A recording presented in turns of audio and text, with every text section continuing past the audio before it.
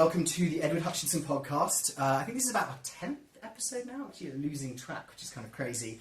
But we are honoured today to actually be joined by a really good connection, actually, that we actually got connected probably a year and a half, 2 years ago, maybe? Probably, about 2 years ago. Yes. And it was through Instagram, I think, at the time. Yeah. The source of all great connections. It is actually now. Like, I'm realising it because I'm getting more and more of that. But we are joined today by George Jordan, who is one of the brains and people behind A&R Signature Collection. What is your official title, George? I'm the Chief Financial Officer and CFO. one of the principals. And one of the principals. Augustine Rodriguez is the president and the other principal. Who's your husband? He is. Okay, so that's actually was something that I think I want to ask you about later, because my wife the other day turned around to me and she was like, oh, I think I'd be quite good at selling real estate. And, Skaty, I'm like, gee, she could, well, I kind of would be, but I don't know how our relationship would battle through that. You just have to work for different agencies. Yeah, exactly that. We'll be competitive and just fight against each other. So George is principal and CFO of A&R Signature, and A&R have been building some pretty incredible homes, a lot of which actually we've toured on LA Mansion tours over the last couple of years. And your kind of main areas are the kind of expensive areas of LA. Right, we primarily build in I always refer to it as the Sunset Corridor because it run a lot of the neighborhoods that run along Sunset Boulevard from Pacific Palisades to Los Feliz, including Brentwood, Bel Air, Hollywood Hills, Beverly Hills, and then going off Sunset to go to Hancock Park. But all of the premier neighborhoods in Los Angeles. So it's almost like it's the view property. Almost you're in that kind of area where it's the base of the mountain kind of thing, and you're getting the views properties generally, but actually you do a couple of others as well. Right. I mean, I think a lot of the neighborhoods that we build in have the potential for view properties. Yeah. But like Brentwood, a majority of properties in Brentwood are not view properties, but it's still a very, very desirable neighborhood, and some of our most successful projects have been there.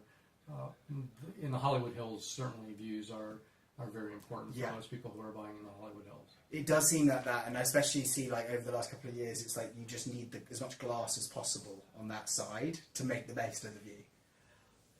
That's true. I mean, I think depending on the type of home that you're building, there's always this balance of trying to take advantage of the views and at the same time trying to provide privacy to the home, and often those two work against each other, because if you can see out, it means people can see in. So that's something that we very much take into consideration when we are both selecting the homes that we buy and designing the homes as we go along. Yeah, because that's so true, isn't it? Because I suppose all of the buyers who are in that price point, who are kind of successful individuals, privacy is a very important thing to them.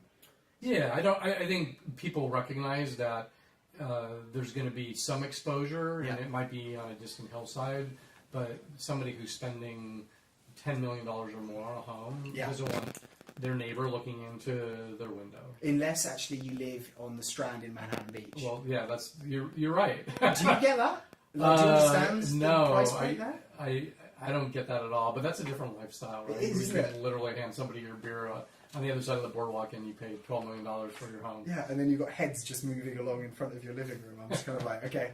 But it's crazy, because every person I speak to who lives in Manhattan Beach completely understands that. And they're like, yeah, of course I'd buy that for 12 mil or whatever it is. And then every other person's like, yeah, I've walked down there. I'm kind of...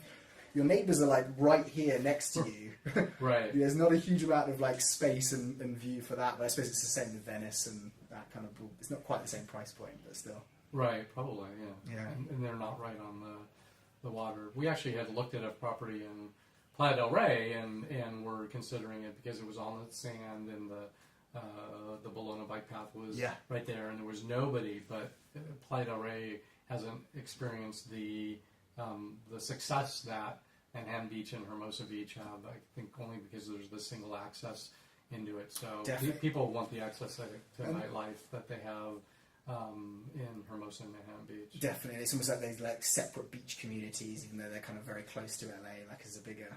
Right. And that's the weird thing that I actually find, because I speak a lot of our clients at the moment who are saying, hey, I want to be close to the ocean and I want to buy in an area that I think is going to go up in value. Playa del Rey is almost my number one pick right now, because I feel like it's been suppressed for such a long time, and there's a lot of 80s style condos in that kind of area.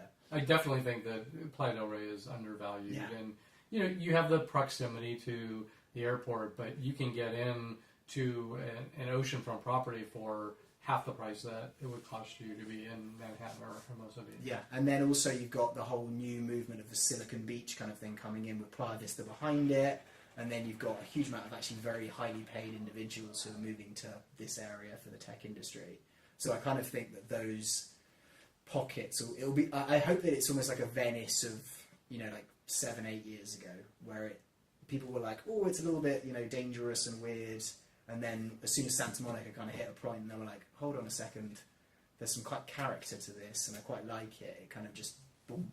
Right. There's a very small number of oceanfront homes in Playa. And they change hands very infrequently, and so there hasn't been really any significant development in there. So it'll be interesting to see if the first people who go to it are rewarded.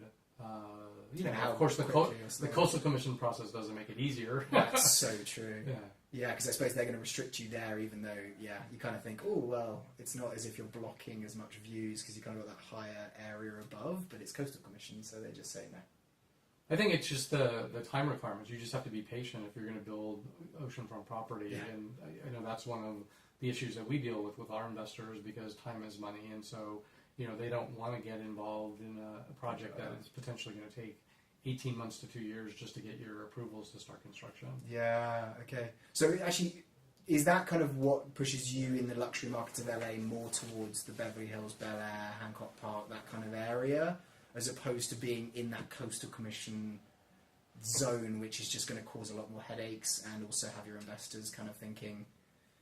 Well, I would say it's a couple things. First of all, certainly the discretionary approvals of the Coastal Commission is something that none of our investors, nor are we comfortable with. I mean, we like to understand what we have the ability by right to get built. And so with most sellers of properties, you have to remove your contingencies and go firm or even close escrow without knowing what that's going to be if you're in a Coastal Commission property. Or another area that I think has seen some challenges recently has been properties that are located within the Mulholland Scenic Corridor, because they require a discretionary approval. And those now, which used to be maybe 7 to 9 months, are taking upwards of a year.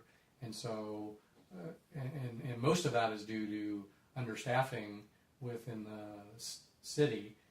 So it's one thing if you're actually going through an active process and it takes that long. It's another thing if your paperwork is just sitting waiting to be reviewed by somebody, and in the meantime you're paying for the holding costs all the way along and not being able to just sitting there twiddling their thumbs and kind of waiting. Yeah, so I would say as a result of that, we typically will pursue properties where we have a better understanding of what we can do by right, and there's no impediments to getting our entitlements. Yeah, and that is like, because I actually think about being, because actually I think that we've talked about this before, but I would love to start developing luxury property in the future of my career at some stage. Yeah.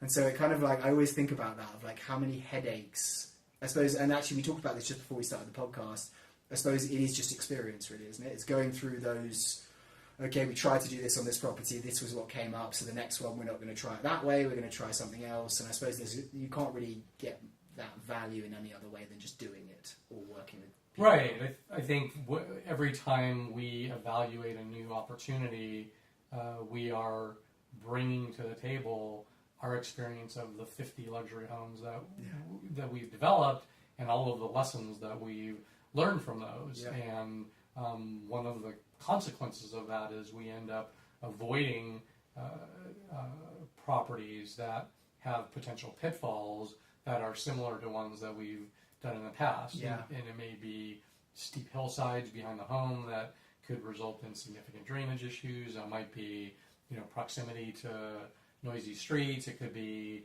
the lack of parking and the inability to get sufficient parking. Any one of a number of things. Yeah. And so I think we've gotten to the point where, as much as we want to fall in love with some properties, we don't fall in love with them to the point where we will make foolish decisions.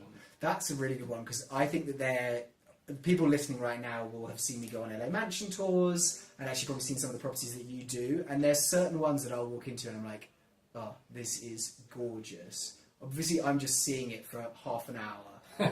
I've not built it. Have you ever had projects like that where you've literally, as it's been going up, you're like, this is incredible, and when it's sold, you've actually kind of felt like you miss it as opposed to being happy. Usually, when they sell, we're elated. Yeah. we don't have separation anxiety with any of our properties. I suppose as you being the CFO as well, it's like, right, we've just underwritten that. The bottom line has been met, and we're good. And I mean, I think there's the business aspect, but I think there's also the gratification that comes from just recognizing that a buyer out there, that your property resonated with somebody enough to make them pull the trigger. Because the reality is, in the price points that we deal in, which are typically in the $5 to $20 million price range, nobody has to buy a home. Right. And as you're probably aware, there are people that are constantly looking at homes. Yeah. And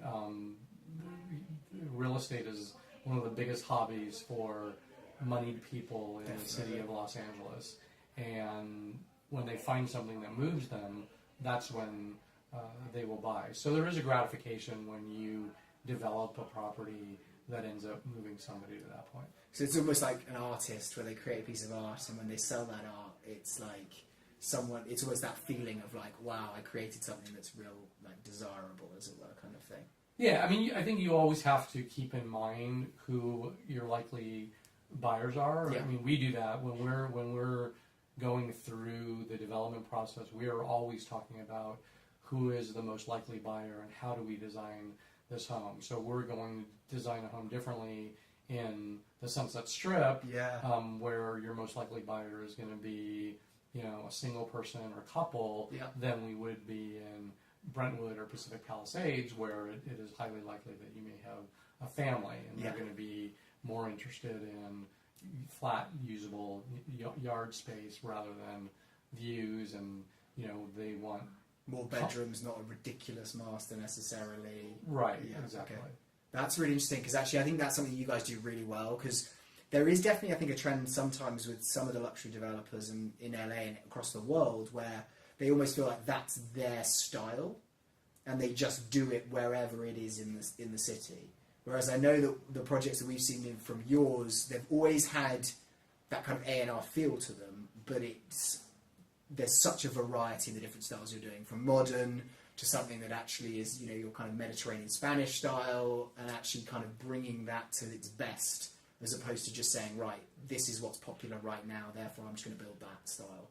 Well, thank you, for recognizing that. And we make a very concerted effort to make all of our homes feel warm and accessible, regardless of the scale. I mean, we're not participating in the ultra luxury homes of $25, $30, $50 million properties, but we've built homes that are larger than 10,000 square feet, and even with homes of that scale, we're always trying to make them feel accessible, so that when somebody's in the space, they don't feel like they're walking through a museum. They feel comfortable. They want to linger.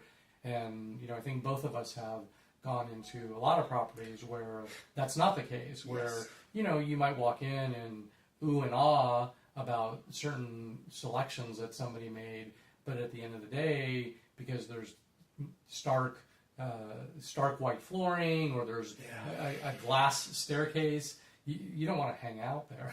No. And that's obviously, I always look at it, because obviously I came from the London market, which is, like, LA's still got, 100-year-old properties, but I look at kind of London and I look over the last 100 years, because it's almost a trend in London where we don't recreate old style. Mm. So it's not like you'd go and do a Mediterranean, you're building modern now, but no one is like really copying the old Victorian that kind of was there. Right. And what I look at it now, because I remember when I first started selling property, everyone hated the concrete 80s stuff. Because there were certain areas of London that were bombed, and in the 60s, 70s and 80s, when we had enough money, they were kind of filled with these concrete, And now I go back to London and a few of my friends are like, oh no, I want the concrete one. So it's almost like I feel styles have this weird thing where they get popular, then they almost have this kind of 5 years of like becoming slightly less popular, then for like 15, 20 years people are like, that's disgusting. and then they come back again as almost like people like the recreating of an old character, but it takes a certain amount of time to kind of do that. Well, I think certainly both architectural styles and design trends go through phases, and I think that everything sort of has a shelf life. Yeah. And you know, I would use as an example today, sort of the modern farmhouse. Yeah. Like we've done several, A&R has done several modern farmhouses. Several of them have been successful. We have one under construction now, but we've spoken and discussed it and said, you know, I think this has sort of been taken as far as it can go, and it's time to move on to something else. Yeah.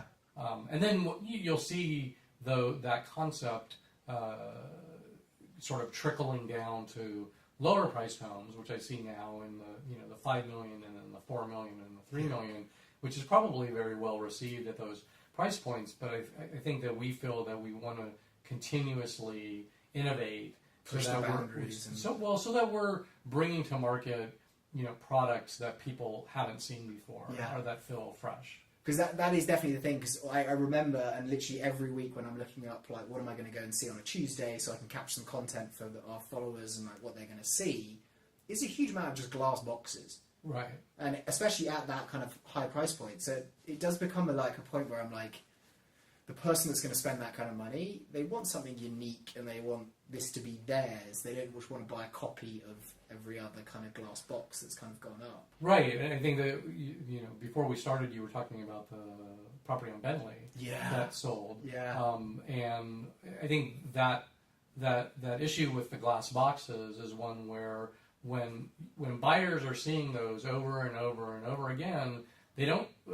I think one of the things that moves people to buy is when they feel like a sense of loss if they don't. Yeah. And when you're looking at so many of the homes on, you know, Thrasher or Oriole or Blue Jay, you know, for the most part, that there's going to be another one coming to market, you know, that's exactly the same as and you can the other ones see it going up as well. At any time. Yeah. And so when something really special like that property on Bentley, despite the fact that it was located in an area of Bel Air that had never seen that type of, you know, pricing before, but it is unique and the quality is there, people will respond to it. Yeah, and actually, because I was chatting to Caesar, who does your stonework for a lot of your projects, and he was doing that for that project and was saying that the owner of that, or the guy that built it, was his first project.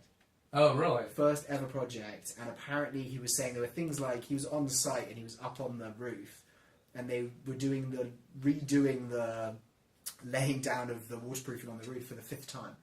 And he was like, you do realise, like, 1 is kind of good enough. Sometimes people will do 2. And he's like, I don't care. I'm going to do it 5 times. And I kind of think there's a magic in that. It's almost between the developer kind of brain and the end user brain. Because it's almost an end user who's building it because it's his first thing. And I feel like you guys have held on to that really well. Which I think that, I don't want to mention any names, obviously, but I think there are a lot of developers who all they care about is just want to push it out there for as cheap as possible, have the style that's kind of popular right now, so hopefully we get this. And then they listed at a ridiculous price. Right. I think it's naive for developers to believe that somebody who has the means to purchase a $10, $15, $20 million house doesn't recognize quality. Yeah. You know, we see it all the time. People, running their hands along the surfaces, of our homes, feeling the finishes, touching the cabinetry. And because they look at homes all the time, they recognize, have they seen something like this before? I mean, Augustine is great at that because he is the one who is most knowledgeable about construction. And so, we were walking through a home today, and that was on Caravan, and he, pointed out, and it was a $15 million home. Yeah. This is crap. He was just pointing to the threshold, something as simple as the threshold. These are really cheap. And so maybe a home buyer isn't as in tune to detail as somebody who has a contractor's license on that. But it doesn't surprise me that the developer of the Bentley house was somebody who this was his first home, because he probably did it as a passion project and applied his standard, not considering what what is the most cost effective. And sometimes, like probably in this case, it pays off, and sometimes it doesn't. Yeah. But because I suppose if that hadn't sold or kind of gone that quickly, he's kind of sitting there and he's put a huge amount of money into something that's basically kind of sitting there with big carrying costs, and he's thinking, what have I done? Right, and look, we all know money doesn't necessarily translate into taste, and there are a lot of homes that are brought to market that are that you can tell the people have spent an incredible amount of money in developing them, but they're not tasteful. Yeah, no, I can definitely agree with that one. Okay, George, let's get a bit more personal actually, because I think our listeners out there kind of they see the projects, but actually, and we get some of this information out there, but. I wanted to actually know, when did you kind of see yourself doing what you're doing now? Was it kind of you were young, growing up and thinking, I really like property, real estate, and kind of creating that kind of element of it? Or did you just kind of fall into it? How does Well, that I didn't see myself having a career in real estate. My family, I grew up in San Diego. My family was always invested in small like apartment complexes. So I always had a love for real estate, and always, from the time I was young, thought, oh, I'm going to own my own home. I mean, I bought my first home when I was 22 years old, and it was always, part of my life. But it wasn't actually until, after I met Augustine, because his background was in real estate development, and a couple of downturns ago, because he's worked in development since he was 18, he ended up a developer he was working with went out of business, and Augustine established his own general contracting company. And about 2 years after he established it, because it was growing fairly quickly, and his background was all in construction and operations, but he didn't really have as strong a background in financing or administration, and I had a stronger background in that, is when he asked if I would join the company and take over that end of it. So, was that after you guys were married or before that? Well, back then, this was in '97, so it wasn't illegal. Because I know that from the UK's perspective. I think it was 2007, maybe. I'm not sure when it was legalized. Yeah, and in the US. I mean, in the US, it was just within the past. It went nationally. I think it was within the past 5 years. I mean. California was one of the first. We were actually married just less than 3 years ago. So, but we had gone through a commitment ceremony about 23 years ago. So you basically we had the party, just not the. Did you wear a ring before your official wedding? We had rings, but we actually didn't wear them that often. When we were during the early stages of our business, we were actually doing more work with. Renovating foreclosed property, not working in the luxury market at all, renovating foreclosed properties and developing affordable housing. So we did a lot of work with city redevelopment agencies and worked extensively in the Inland Empire. I don't know that those local governments in San Bernardino or Moreno Valley or Rialto would have looked at that. But the interesting thing is, now as an investor in property, for anybody who is an investor with us or a lender to us, they obviously have to find out about it first thing because they're reviewing our finances. They see that we live together. Have you ever had any issues with that? And obviously, if it's personal and you don't want to speak about it, let me know. But no, in fact, I would say just the opposite. I think when people find out about our personal relationship, it's they feel as if more like they can trust us, like as if a barrier has been removed. So no, we actually have never had a negative experience with that. Yeah, because that is amazing. Because I suppose actually, if you look at the world, like this is probably a great place to be a married man in that relationship. But actually, I suppose there's always going to be trials and tribulations that a lot of people just do not even think about when it comes to that. But it's good to hear that actually it's been a really good experience. Because I suppose you're like seen as a power couple then, almost leading a firm as opposed to being, who's this guy over here?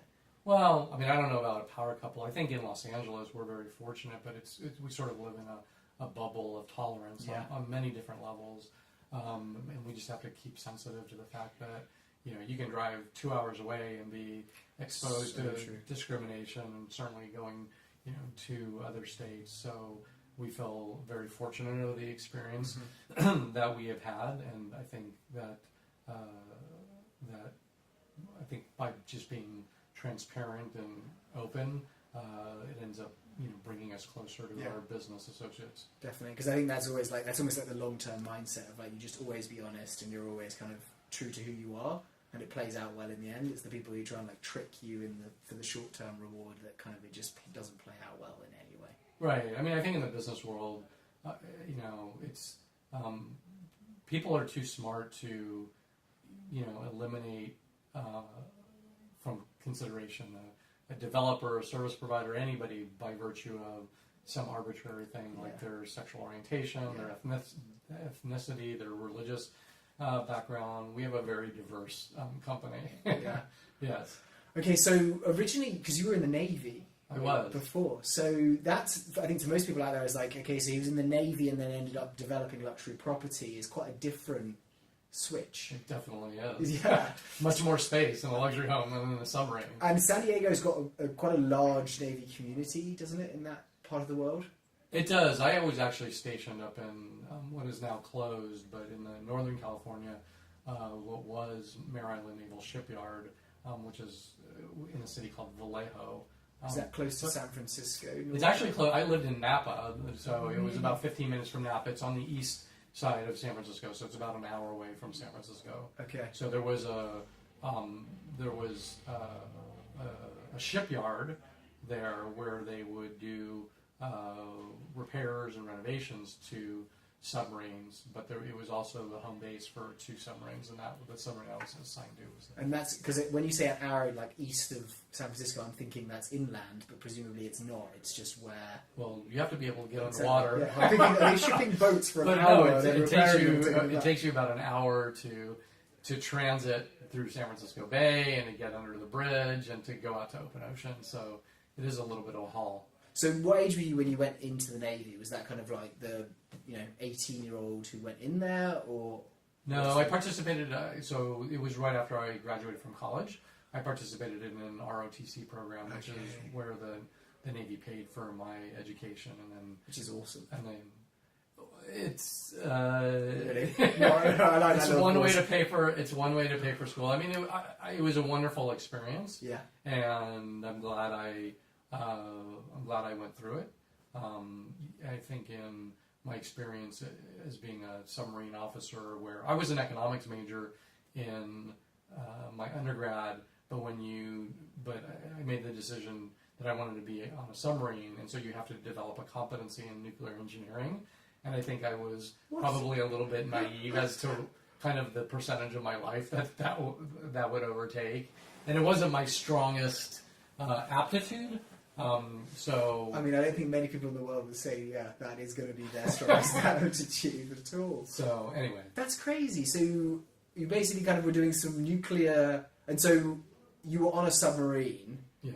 Which most people will be thinking that's the scariest thing ever, claustrophobic. What does that mean? Does that mean that you're just based on it and it's kind of you take it out for a day and it comes back in and you're just keeping it regular, or are you spending more than one day a week kind of out in open ocean? No, I mean when I was in the Navy way back when, that's when the former Soviet Union was still intact, and so I would say the primary mission of the U.S.'s submarine fleet was doing intelligence gathering related to the Soviet Navy. So you can't talk about that, maybe now. Well, I mean, I always used to say, it was that old joke, I can tell you, but then I'd have to kill you. But then everything I ended up doing in the submarine was you could read about now, so in books, which Augustine always jokes about. I would never tell him anything, and then he's like, I can read about it. Oh so, my God, that's crazy. Yeah. So you were allowed to mention there weren't any kind of bad moments where you were fearing of your life when you were in the Navy for that situation? No, I mean, I would say that I would say not fearing for my life. Certainly in a submarine, the worst thing that can happen is that you are detected someplace that you're not supposed to be. Okay. And so, there was one time where we were someplace we weren't supposed to be, and we had reason to believe that we had been detected. But as it turned out, we hadn't been. So. Yeah, because I imagine you're thinking, hey, they're going to drop depth charges, and then what happens then?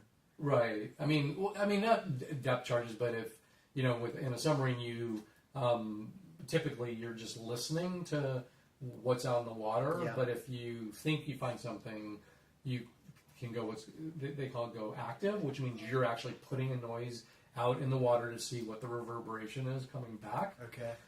And so we had a Soviet submarine go active on us, and so we thought we had been detected, which is sort of grounds for the captain of a U.S. naval submarine to be relieved from duty. But as it turned out, that didn't happen. So, we weren't detected. That is so crazy, because I think a lot of people just think, oh yeah, you get in a submarine and you go off, and but I imagine life in that must be pretty different to the properties you know. Well, that's an understatement. Yeah. I know. I think we built some master suites that are as big as. Yeah, I mean, I literally could ask you 1,000 questions about this, and I need to keep it more real estate, because otherwise everyone out there's going to be like, why are you just asking about it? So that is awesome, George. So you are there any skills there that you developed where you're kind of looking at it now? Because I suppose if you're doing economics, I suppose, are you doing calculations and things when you were on the submarine and that kind of side? My time on the submarine really didn't involve a lot of business oriented things. Okay. I think if anything, probably the main thing that it developed that is still with me today is a strong work ethic. Discipline. You literally had to work 7-hour days 7 days a week when you were out at sea, and so I think any of the military branches probably develops in people a strong work ethic. Yeah, I mean that. And I show up on time for appointments, which in LA is rare. I know. Actually, really rare. That's one thing that I think I'm adjusting to that, which I'm kind of looking at it. I'm I think this is kind of good in a way, because I don't mind when people turn up late to everything. But equally, now I'm texting people I'm going to be 5 minutes late. Is that okay? And I'm like, that was not me in London at all, because people's time is everything. Okay, Joe. So left the Navy after kind of that time that was presumably they paid for your education. You need to give them how many years? Is it? 5 for the submarine program. 5 for the submarine program. So you did your 5 years. Right. Was it emotional leaving the Navy at all, or were you quite happy to kind of... No, I was happy. You were happy? Yeah. I hadn't done my time and that was... Yeah, I mean, like I said, I think the biggest part was that the technical aspect occupied a significant portion of my life, which was challenging for me, and I recognized that I had strong aptitudes in other areas, and so it was sort of like beating my head against the wall to say, look, I'm killing myself to barely achieve competency in nuclear engineering when I probably could be doing something with the same amount of effort that I could excel at. So you just had really good self-awareness, and you're looking at yourself and being like, this is not something if it was something that you really enjoyed doing, I suppose you're going to push yourself to try and get better and better, and you're like, actually, I don't see this as something that I actually want to be doing. It's not the same. I mean, it was a combination of things. That was probably the strongest element. Yeah. I mean, the other thing that I wasn't a huge fan of was the distinction between the officer and the enlisted. And I was on the better side of it because I was an officer. But, it's sort of like this class system, where we would sit down at a dining room table, have our meals served to us, by people wearing white gloves and silver platters. Because really? The Navy is very formal that way. Probably the British Navy is the same. I was just trying to think. I think they definitely have the separation of officers eat separately to the things, but I don't know about the white gloves, because that's pretty incredible. And then the enlisted guys would be lining up, with their plastic trays, and that's just kind of one example. So I wasn't a big fan of that. And then I would say the third element was the whole day thing. I mean, my last year in the Navy is when I recognized that about myself, and at that time, you could still be processed. It was before even Don't Ask, Don't Tell, which was implemented by Bill Clinton. Really? And so you could still be processed out, and I knew people who had been processed out. So that seems crazy to me that's not that long ago, almost. I mean, it's long ago, but it's still it's not crazy time. And that is Bill Clinton's passing a law which allows gay men to stay in. Right. That's crazy. So you never kind of came out while you were in that environment? Not at all. Because I imagine back then that must have been horrendous to try and deal with if someone did do that. Yeah, I mean, I think certainly on a submarine, it's I would say very hard to get away with, because there's it's a very small crew, like 120 people, but on you just have to play the odds on an aircraft carrier, for example, where there's 3,000 men there was obviously a large population of gay men, and I think realistically, it was very selective. If somebody did their job and was good at it, people would just sort of turn their head the other way. Yeah. But you can be open about it. And I expect kind of in that environment, it's almost like that kind of matey kind of, there's people jeering things and that kind of thing. And in a small environment like a submarine, that could be absolutely mental if that ever kind of became known by the staff or the guys on the crew. Yeah. Okay, so you leave the Navy. Right. Happy to leave. What happens then? Are you going straight into the the development kind of side, or no? I was up in Northern California. I relocated to Los Angeles. I was working actually in industrial supply distribution management. Wow! And loved it. It was that was during the time that I first met Augustine. Okay. And so I was working in that when he started his business, and it was about 2 years into his business that he talked to me about joining it. So, yeah. Was there any fear of going back to kind of what we started talking about, where you were like, look, this is my kind of guy that I spend 24 hours a day with, and it's my life partner. How do you guys separate the stresses of the day-to-day business as opposed to actually... I would say now, we've been together 27 years now. Wow. So now we've sort of achieved a method that works. Yeah. There was a lot of strain and struggle because when you're business partners, at the end of the day, the business almost always comes first. Yeah. And so it's generally not something that I would recommend to a couple, because I think that there is it's positive to a relationship when there's some separation during the day, and you can come back at the end of the day and talk about your days with each other. Now I talk to him a dozen times a day. I know exactly what's going on, in his life. But we've, now I would say we're very sensitive to each other. If one person says that they don't want to talk about something, work, we'd be okay. That's cool. Yeah, because that literally, someone said to me yesterday, like, so what's your kind of work hours? And I was like, there aren't really work hours. And I think it's this kind of similar for you guys, where you're just constantly like, I'll answer phones at 11 o'clock in the evening, and then, 4 o'clock in the afternoon, there's something not going on. And I suppose that, when it comes to a relationship, is really tough, because it's not like you can, you always have to set parameters of like, we're not just going to talk business all the time. Right. There has to be some separation there. And I would say we're pretty good at that. Plus, we have different roles in the company, so we're not doing the same thing, and he doesn't, want to get involved in most of the areas that I handle, which is the financing side, and I don't want to get involved, nor do I have the knowledge of the construction side. Okay. So he spends much more time out in the field and at the properties than I do. Yeah. Yeah. That is amazing, yeah, because I think that's like a real example of like, that you've really found someone that you can live with for a long time, when you can actually work together all the day, live together, do everything. Like, I don't know how my wife and I would do that. I'm just trying to think now. We may find it think long and hard about it. Don't listen to this, baby. Don't listen to this.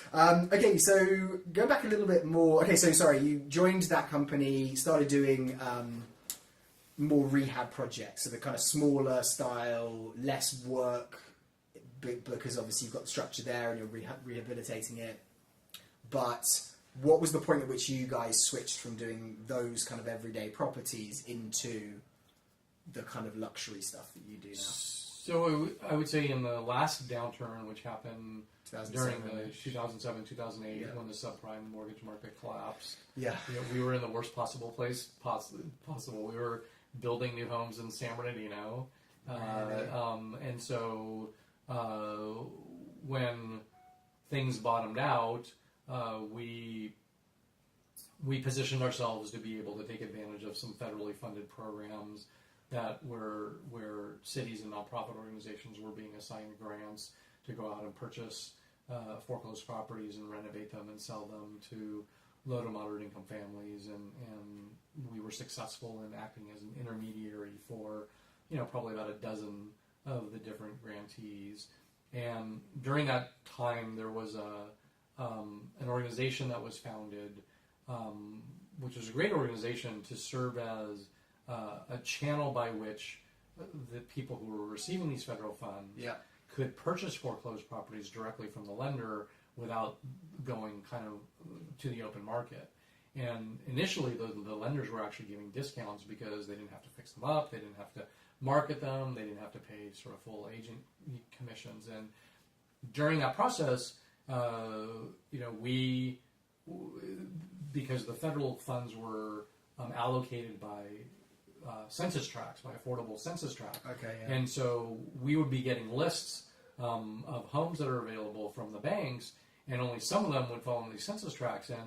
And we were able to tell that some of the ones that were falling outside the census tract, based on the discounts that the banks was offering, and what we sort of saw the market, to be, that we could make them work, just kind of doing it ourselves if we fixed them up and resold them. So we got approval to be able to do that, as long as we committed to renovate the homes and sell them to owner occupants as opposed to investors. And we probably did about 150 homes in 2 to 3 years through that program. Wow. And all of those homes were priced under $500,000. Yep. When we resold them, and then and we raised investor money in order to support our efforts in doing that. And then in that process, I identified a couple homes that were, the first 2 homes I remember were in the Lake Hollywood area, near Universal City. Definitely. And where they were in the $400,000 to $500,000 range, where we could sell them in the low to mid $1 millions. And so we did those. By doing those, we established a relationship with a real estate agent who had more experience working in the luxury market. Okay. And so he started bringing us some opportunities, and we literally just started stepping kind of it up, where it went from the $400,000 to $500,000 selling in the low millions to him bringing us a house that was $1 million that we could sell for $2 million, and then $2 million that we could sell for $4 million. And then I think it was probably that level. We actually did a house, and most of these were, because he specializes more in the Los Feliz area in the east side. And so we ended up developing a home on Nottingham Avenue and selling it to Michael C. Hall, who was the actor from Dexter. Yeah. and in that process, there was actually a consultant that we had a relationship with that had sort of put together a network of many of the agents that we work with today, who was trying to match agents with quality developers, and brought several agents to see what we had done there. And it included Ernie Carswell and Todd Baker and Steve Frankel and some of the big names. Again, a lot of the people that we still to this day have relationships with. And as a result of that, some of these other agents started then bringing us opportunities. And I think one of the things that a lot of them had worked with a different different developer who was a much larger organization, and all of these agents are kind of wealthy in their own right and very successful in their own right, and they don't need to work with developers, and they will only do it if the experience is a positive one for them. 100%. And so they sort of were coming off of working with another developer that was a big organization, and I think didn't put a high level of importance on the personal relationship with them the way Augustine and I do. And I think a lot of these agents then appreciated, that when they wanted to show us a property, they were dealing directly with the owner of the company, that, Augustine would all they had to do was call him up on the phone, he would drop what he was doing, to go out and look at it, give them instant feedback. And so, as a result of that, that's when we started transitioning more. And, by this time, I think we purchased our first luxury property that sold over $1 million in 2011. By 2013, foreclosures had pretty much dried up. Yeah. So that's when we really started transitioning. And, along with, the opportunities, we had to find different equity investors as well. Yeah. So, some of our equity investors sort of stayed with us and grew with us, and then ultimately introduced us to new relationships.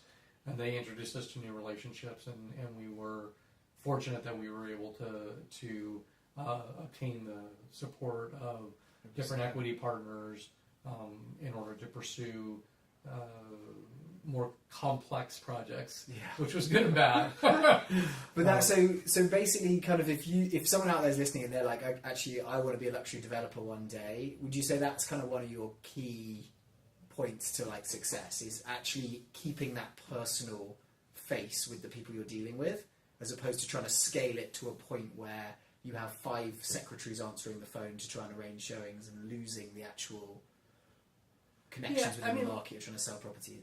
So I would say everybody has a different business model, and so I think it really depends on what somebody's ultimate goal is. I mean, there's a developer who is very active in Los Angeles who sells properties primarily in like the $3 to $5 million range, or $3 to $6 million range, and but he is a machine. He churns and he churns them out, and his business model is different than what ours is. And I'm not criticizing it. And he's been very successful from everything, I know. So I commend him. It's just different than what ours is. So I think for us, that has been one of the elements that has allowed us to receive opportunities where agents want to bring us opportunities, especially if they're off-market opportunities, before they maybe bring them to other people. Because the other element of it is because we involve the agents we work with very extensively through the design and development process. I think even when we were doing the workforce housing, I remember, because we did a lot of sort of these tract homes in San Bernardino, and so we ended up buying a home in Echo Park to renovate, and we put probably what were like tract type of finishes in it, and the agent, and then after we were done, we sort of handed it over to an agent, and he's like, "You guys are idiots." Because it was Echo Park. I mean, now Echo Park has been gentrified a lot, and I'm not saying it would go over well now, but it certainly wouldn't then.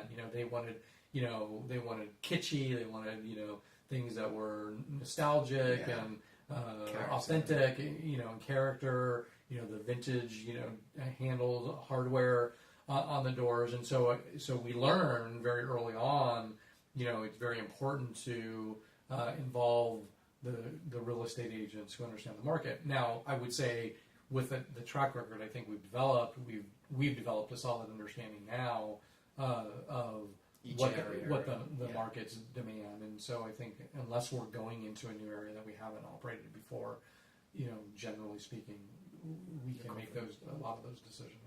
That is, because that's really interesting, because actually I think that's almost, I was chatting to some people the other day about this, because I think there's such now we have a distribution of information the way it is. I think there's a whole element to almost shooting the documentary about the creating of the projects that you guys do. Because I've seen some of your Instagram posts and stuff like that, and it's you guys literally walking around the property, and Augustine's kind of pointing this out, and then getting a feedback from whoever's doing that part, and it just seems to me like that's just fascinating. Because if I bought a house that you guys had created, being able to see that is kind of awesome. Well, I think that's one of the reasons, hopefully when we talked earlier about how sometimes, homes tend to be the reflection of a single person's vision. Yeah. And I think you can tell when you look at those types of Instagram posts that it's not. There's a lot of input that goes in from our real estate agents to our architects to our interior designer, to me, to say, and I'm sort of the voice of livability. Nobody's going to live like this. You have to, and Augustine has a very keen sense of aesthetic and great aesthetic. So, hopefully we achieve a balance. Plus, I think I'm more active in going out and looking at properties that are available in the same price points in the same markets, so I can get a sense of what is everybody doing. What is the expectation at the price point that we're dealing with in terms of, closets or parking or, the amenities. So with that then, is that something that, what is your thoughts on pricing then? Because I think we've had obviously very strong markets in LA for the last 7-8 years now. Right. So it becomes a situation where, in my head, there's a lot of the people that build the luxury one, almost when they built it, they just want to have a go. It's kind of like, let's put it at this price because who knows, someone may come in and get it. What are your thoughts on that? Because I think we've heard situations where that's paid off. You know, someone's literally done that and they've got a ridiculous, like actually Lenny Kravitz design. That's the sort of the iconic example. 100%. And it's kind of like, okay, yeah, I understand. And I suppose when you finish the product and you're thinking about the price and you're discussing it with the agent and that kind of thing, how do you feel generally about your projects with that? Is it let's price it competitively and get it off the market as soon as possible, or let's take the risk of putting it at a slightly higher price, seeing how it does, and then reduce it? Because I think there's a lot of people that see price reductions or days on market can be quite detrimental to just the general vibe of the property, weirdly. Right. I mean, I think the way we're structured and with our investor base, you know, it is always in our best interest to price a property realistically to get activity quickly. And sometimes we you know, don't make the right call. Yeah. You know, more often than not, I would say we do. But we've had properties that have lingered on the market for a while. I think we're getting better at it. You know, there will be times when we're coming to market, if we're not certain where we believe the pricing should be, that we'll actually invite a handful of agents that are active in that market to come in and preview the property and give us their opinion as to where they think we should be priced. Yeah, The intent of that is to try and avoid a complete misfire. You know, but yeah, I mean, I think, you know, when you give examples like the Stanley House that Lenny Kravitz designed, it's you know, it's like winning the lottery. You know, but then everybody else thinks that they can do it, and the result is that you have these homes that sit on the market for a year or more. I mean, you know, the you know, the one perfect example is the house at I think 1814 Doheny, which sold 3 years ago for $20 million, and then they put it back on the market, and now it's down to less than 15. I didn't even know that. I need to look at that. We actually need to talk about that because that's quite an interesting one. I think that's incredible. Yeah. Because you think 3 years later, okay, it's appreciated in value, and then you're literally taking a $5 million loss on it. Right. I mean, I think that I think, you know, at the time that it sold, it was a great price, and everybody recognized that it was a great price, and people think that they can repeat that, and sometimes you can't. Because you literally just need to have someone fall in love with something, don't you? And it needs to be the person that can afford to buy it to literally walk in there and say, right, I need to have this no matter kind of what it costs me, and to literally hit that every time. Right. And my understanding, like, of from what I heard, the buyer of the Stanley House was an international buyer. Yep. They didn't have probably a sense of the fact that that was a very high value for that specific, you know, neighborhood. And they probably just loved the house and like said, I don't care. You know what I pay. But, you know, when, you know, Megan Ellison bought One Electra so many years ago, and, you know, initially paid $20 million and then the additional $10 million for the land around it, you know, everybody was saying, okay, it's jumping Laurel Canyon. Like, the high prices are jumping Laurel Canyon, and all of these agents brought us, you know, opportunities, you know, in Mount Olympus and, you know, going on, but it never really happened. No. So. And that is also the weird thing I found with LA, because it's almost so spread out, and it's almost, because I'm talking from the London perspective of, this is the centre, and then you move out, and London, because it's contained by a green belt, it kind of only can really go up. It you know, you just lose that. Whereas LA, it's almost 8 different cities, and as you were saying with like the different markets, it's like different vibe in each area. Venice kind of buyer is very different to the person that necessarily buys in Bel Air, or, you know, it's and I always find that's quite difficult with pricing, kind of, because you look at like transitional. I always used to think with London, and you look at it and it's like, right, this area's got to a certain price point. All of the areas slightly further out in not quite as desirable location would benefit, because obviously the people are like, oh, I can get, you know, a bit more space for my money in that area. Whereas LA, certain areas of LA do that, but it does. It's just, someone will jump from one part to another part, and then I find that tough. Right. I mean, pricing is, I mean, we obviously establish pricing when we first buy a property. What do we believe we can sell it for? And you know, it's never our goal to have to break a record in the neighborhood in order to make a deal work, even though, you know, we've broken several neighborhood price records. Sometimes, you know, we will purchase a property recognizing that we're going to have to set a price record. I mean, that happened in Outpost Estates. When we did this property on La Presa, I don't know if you ever saw it. I don't think I saw that It one. was a Spanish-style home, but Outpost Estates was sort of typified by a bunch of homes that were smaller scale, and this was over an 8,000 square foot house. It had 180-degree unobstructed views, and so we recognize this is a very, very special home. Yeah. And but generally speaking, we don't. Number one, we don't rely on price appreciation, and number two, we definitely look for real comps to support what we think we can sell a property for. Because that does seem a bit of the thing. It's like some of the developers, they're like, it's almost an ego thing for them. They want to be the guy that has the highest price, so they go for it. Right. As opposed to, and I feel like if I was in the situation you're in, I would be like, I would create a beautiful, gorgeous property, but I wouldn't want to put myself in the position where I had to get the record price to actually make it worthwhile almost. Well, and I think a lot of these guys don't have to get the record price, Yeah. but I think especially if, there's some very, very high net worth individual who has self-funded and maybe he doesn't have any debt on the property, and he can say, like, look at all, I can put this out there for, let's see what the market bears. And, unfortunately, what happens a lot of those times is, those people will get offers early on that they will reject, and, a year later they're accepting an offer that's $5 million less. Yeah, it's so funny, isn't it, how people's minds change in that time. Because I suppose every night they're just thinking, like, oh God, it hasn't sold, it hasn't sold, it hasn't sold, it hasn't sold, when they're like in that position, which I always don't think I would like that much. Well, I mean, at some point you have to accept market reality and just bite the bullet. Just do it.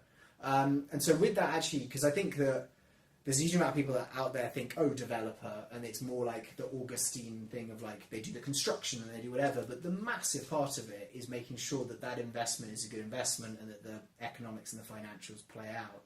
How is there do you just use Excel, or are there ways, how do you manage that and present that and do it on a day-to-day basis? I mean, ultimately everything comes to Excel, right? It's the That's what I was thinking. It's the most flexible thing, really, that you can have. And our underwriting, I think, has gotten more advanced in terms of all of our assumptions and our holding periods for the pre-development phase and the construction phase and the sales phase, and what are typically, if we're doing new construction, we'll close on a property with one loan, and then when we're ready to go to construction, we'll refinance to another loan, and what are the assumptions that go along with that, and all of the holding costs and the cost of construction, and then the return, and then phasing our investors' equity contributions and what are their return expectations in terms of presenting the information to them from the quantitative perspective, and then there's really the qualitative perspective.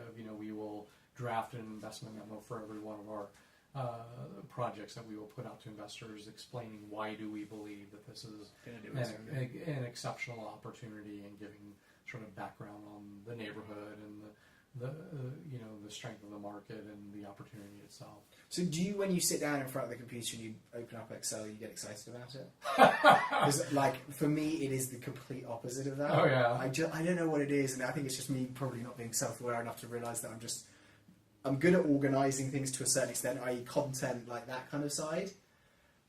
And I like to think that I'd sit down in front of an Excel spreadsheet and I'd just go away. But do you enjoy it? It's kind of like that. I mean, well, I wouldn't say I get excited about it, but it certainly, Excel doesn't intimidate me, and I'm very comfortable using it. Putting a couple of hours in every day. And I mean, I use it on a daily basis, so, I sort of have to be able to be adept at it. Yeah, and have you felt that has improved over your time? Oh, absolutely. I mean, if you look at the pro formas that we did when we first started, these sort of one-page things that were very, very simplified. And so, again, as we have, taken things into, consideration, we've tried to add kind of as much detail as possible to make sure that we're capturing everything. And so would you say that, like, your projections have become more accurate?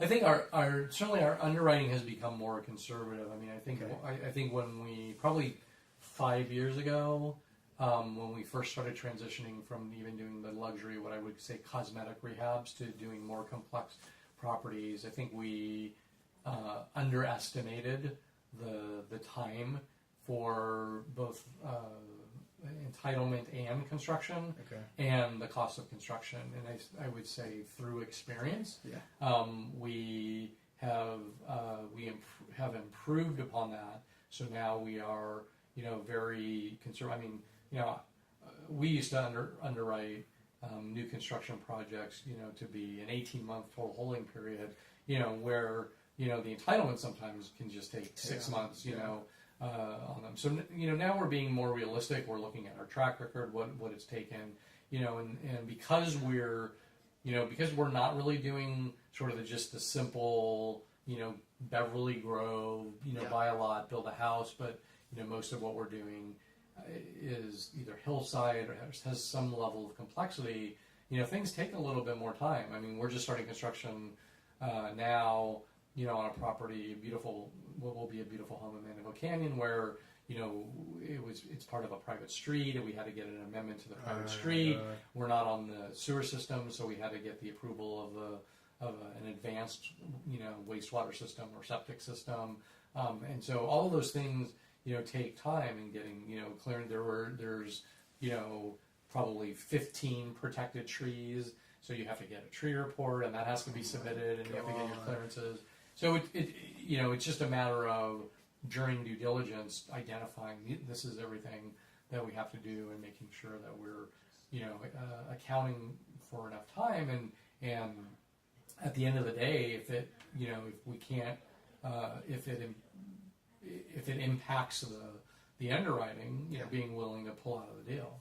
Yeah, and I suppose, what about that kind of thing? Because obviously when you're going through the entitlement process constantly, you're presumably making connections, and you'll kind of recognise when you're getting these entitles done. Right. Are those relationships and almost being able to pick up the phone and saying, look, we're thinking about doing this, what are your thoughts on? Has that helped the process? Oh, for sure. I mean, when as soon as we go under contract on a property, the first thing we do is we bring out our entire team of people, to talk about the property and what are, and what are the issues for consideration. So we'll bring out a geologist, a civil engineer, an expediter, who knows everything about the city of Los Angeles, because most of our stuff is still in the city of LA.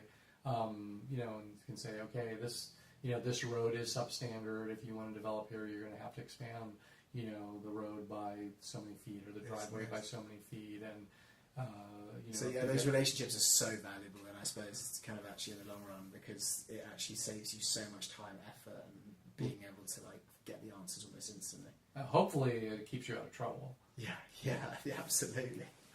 Okay, Josh, so we've just gone over an hour, which to me is crazy.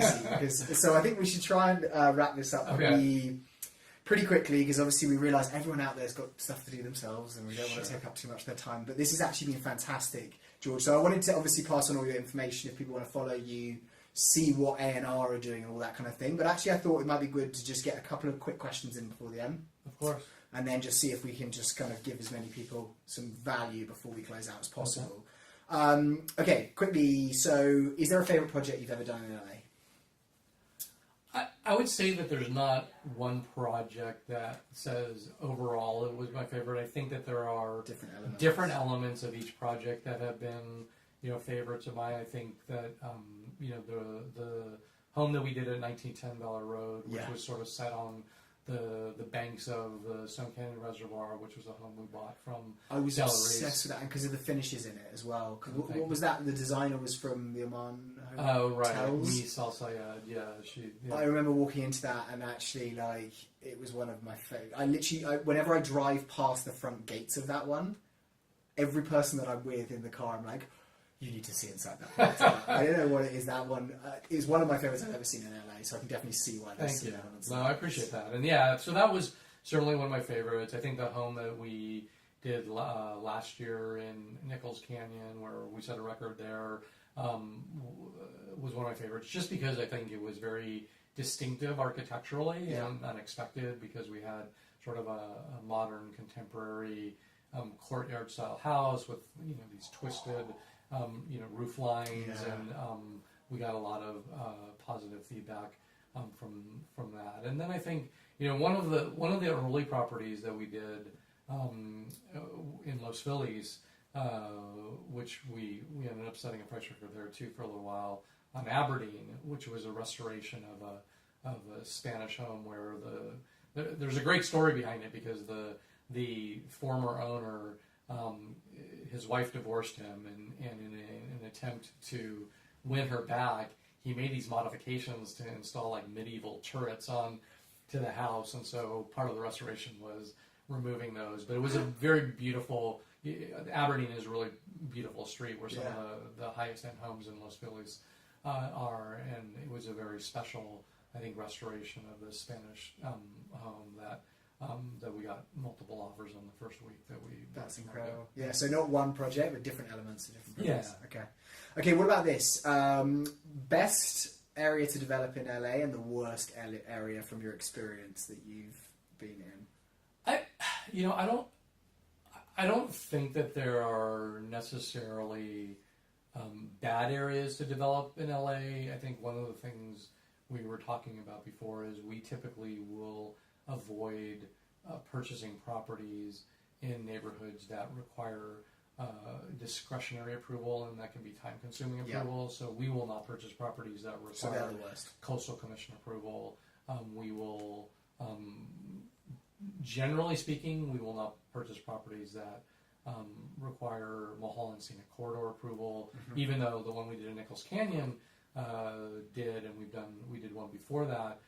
But the time to finish them is taking much longer now, which is a shame because you would think, for things visible from the Mulholland Scenic Corridor, you would hope that the city would provide more of an expedited processing time to encourage people to develop beautiful, properties. Yeah.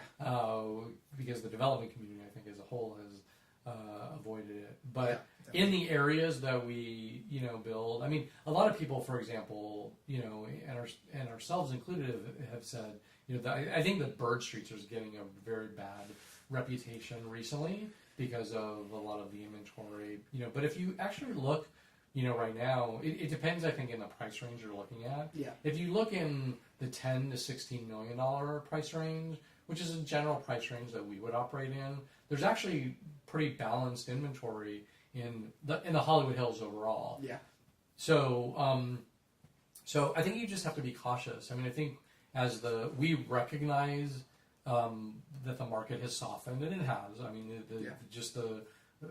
quantitatively, the number of transactions of properties above $5 million and above, $10 million have gone down. And I think, we are always looking for properties that are special and unique. Mm-hmm.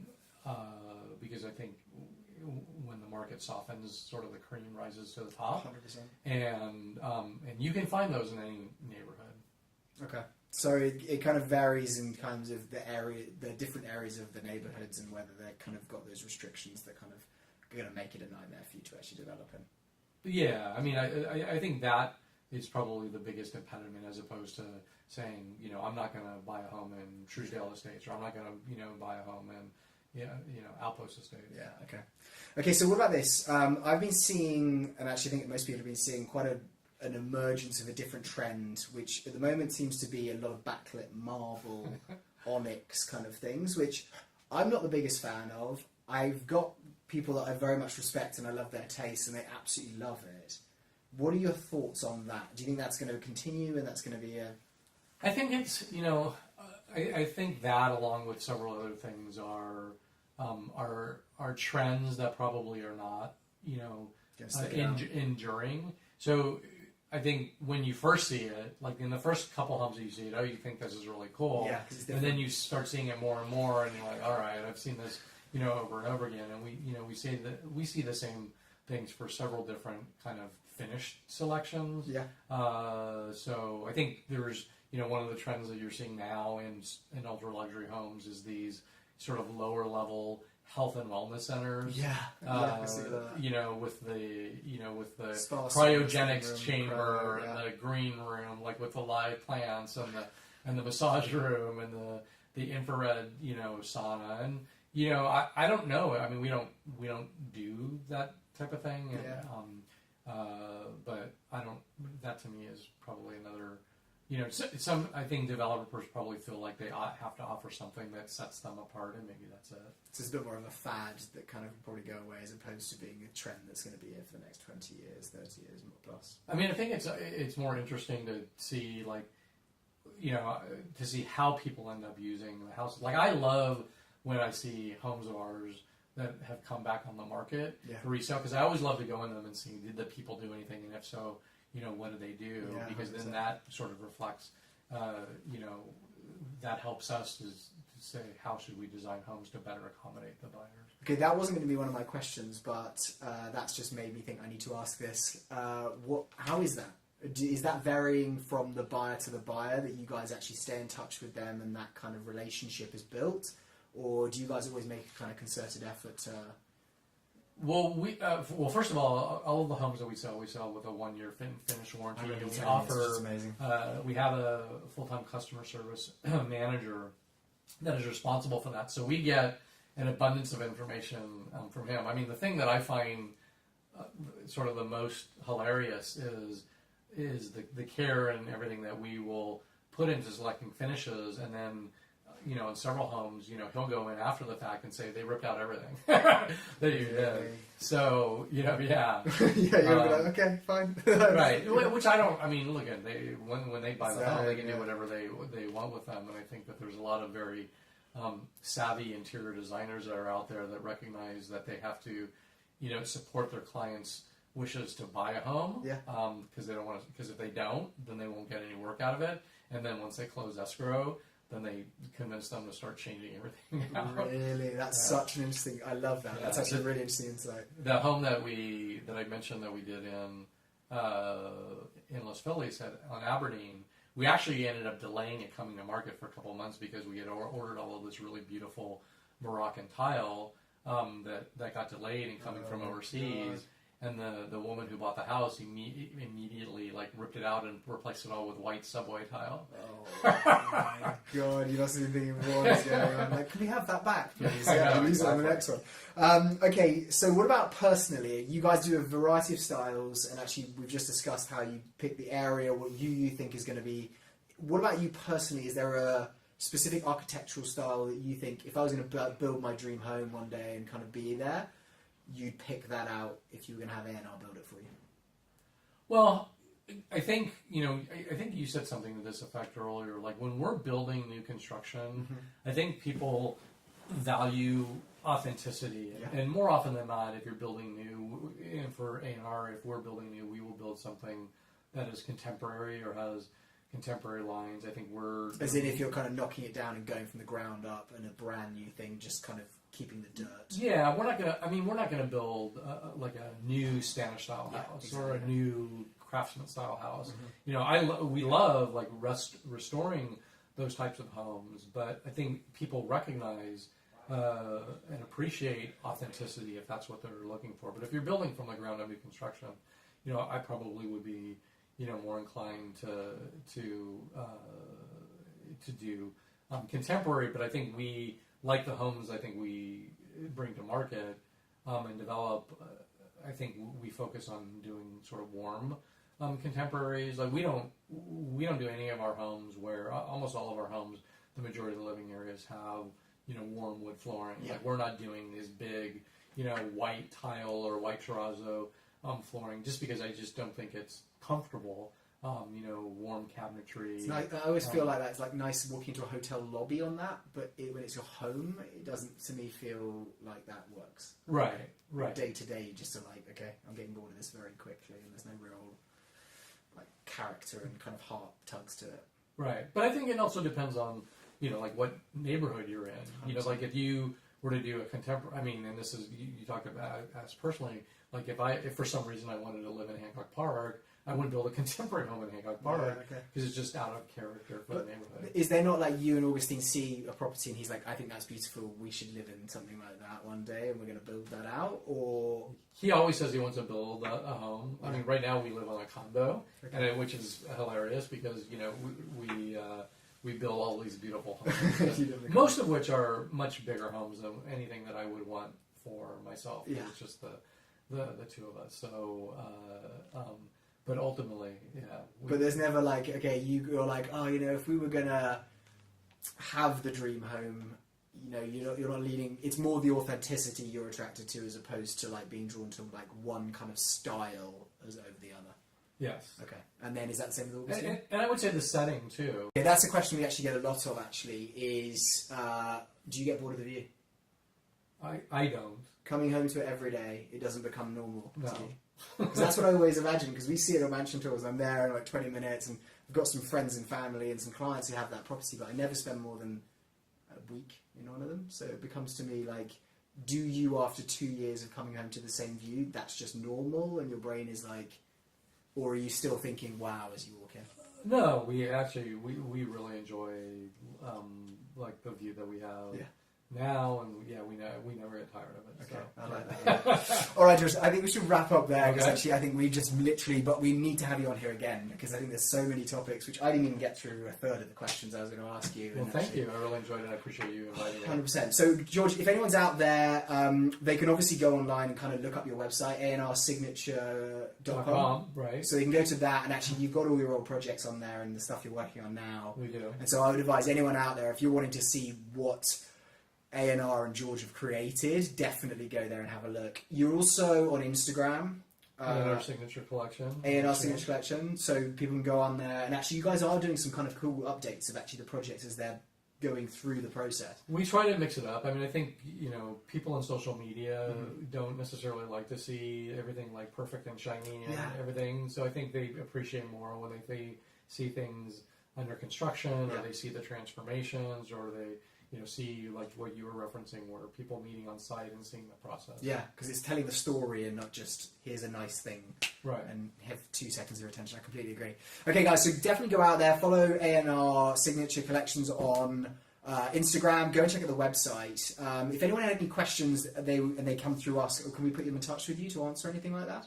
They can go through you. Yeah. I think that's fine. And then if there's any good ones, I'll just send them over to you, Okay. and we'll get you some responses back. But thank you so much, George, again for joining us. I hope actually we may be able to see some of your projects just before and when they're done, obviously on LA Mansion Tours. Sure. Because I think that is. Yeah, we have one coming that's finishing up next month, so we'll have to give you a preview. In fact, we've actually started recently hard hat tours. So we are now touring 2 weeks and more before they're done. Oh, yeah. And going through with the developer and kind of them explaining what they're going to create. So then I think we can tell the story of after it's created. So if there's any projects you're working like that, I think we would absolutely love to do that. But thank you so much again, George. It's been an absolute pleasure to actually just know you for the last couple of years, but also to have you here. And if anyone out there has any questions, reach out to me. I'll put them over to George and we'll get you some responses. And definitely go and check out some of these properties, guys, including that Bel Air Road one. I think that is my favourite. I'm trying to think, actually, there's a couple of yours. I've seen Woods Drive I liked a lot as well. That was a nice one.